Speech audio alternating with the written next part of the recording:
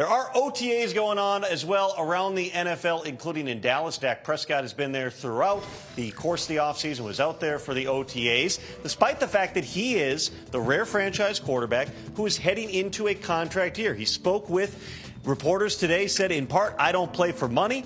I allow that to the business people to say what it's worth, what they're supposed to give a quarterback of my play, a person of my play, a leader of my play. For me, it's about, as I said, control what I can control and handle that part, and the rest will take care of itself. So, Mike Garafolo, as we talk about a player of Dak Prescott's caliber, again, we saw it with Kirk Cousins.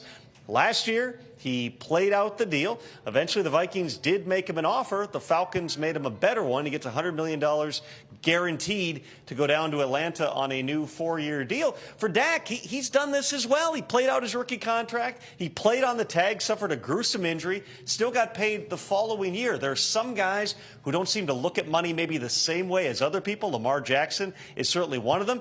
Dak's getting paid handsomely, and his reward on the other side, if he plays well, is with the Cowboys or somebody else. He can be the rare guy who commands that massive contract that you only get if you actually get out there as a UFA. I always say, we say these guys are betting on themselves. It's so much easier to bet on yourself when you've played out, let's say, a franchise tag and you've got $30 million or $40 million in your pocket or whatever it is. Or if you're Dak Prescott and you're betting on yourself coming to the end of a $160 million deal, I think this past one was.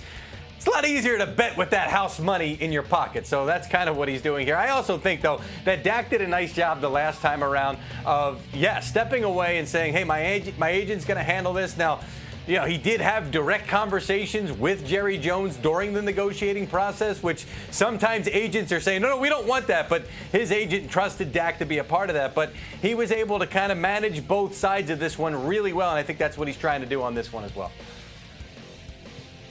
I caught up with Jerry Jones as he was leaving these meetings and asked him what's going on with Dak's contract. And Jerry, with the Jerry kind of twinkle in his eye, the way he does, said, I can't comment on that.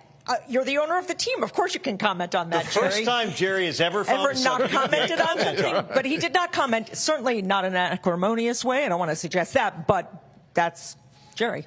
But I mean, the one thing we see here, a lot of people jump to the conclusion when they didn't extend Dak by a certain timeline was that negotiations were over. Oh, yeah. They're still talking. Okay. They still have plenty of time to get this done.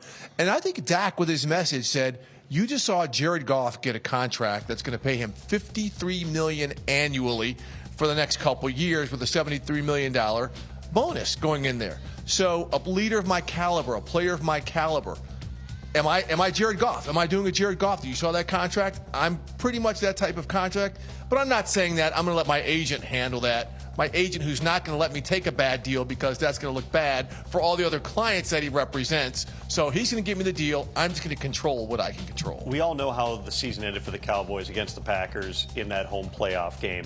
But Dak Prescott, through the course of last season, played the best football he ever has in the first year with Mike McCarthy being his play caller. Mike McCarthy also entering a contract year. We'll see how all this plays out. If they go out and win 12 games again and they have postseason success, it could be contracts for everybody. Let's run the thing back. But history would tell you every day that Dak Prescott gets closer to that contract expiring, the percentage chance goes up just a little bit that he might be wearing a different uniform come 2025.